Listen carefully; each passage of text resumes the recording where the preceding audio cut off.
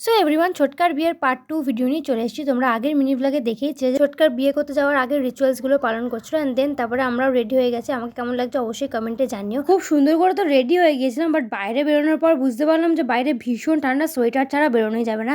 তাই সোয়েটার, চাদর সব একসাথে গলিয়ে ফেলেছি। তারপরে আমাদের বরযাত্রীর বাসও চলে এসেছিলো, আমরা সবাই বাসে করে চলে আসলাম। এই হচ্ছে আমাদের বরযাত্রী।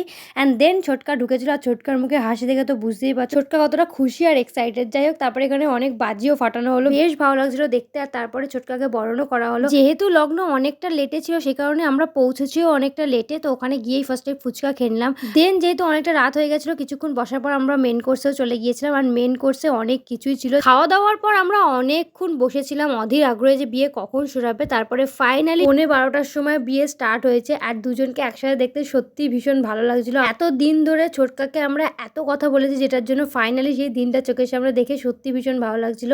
ছোটকার বিয়ে বলে কথা, একটু তো আনন্দ করতেই হয়। তারপরে সিঁদুরদানের পরে আমরা সবাই মিলে বেরিয়ে আসি। পুরো বিয়েটা দেখতে পারলাম না, এটাই একটু কষ্ট। তো যাই হোক, পুরো ব্লগটা কিন্তু আমার চ্যানেলে আসবে, তো তার জন্য চ্যানেলকে সাবস্ক্রাইব করতে ভুলো না। ভিডিওটা ভালো লাগলে একটা লাইক করে দিয়ে দেখা হচ্ছে অনেকটা মিনি ব্লগে। Bye guys.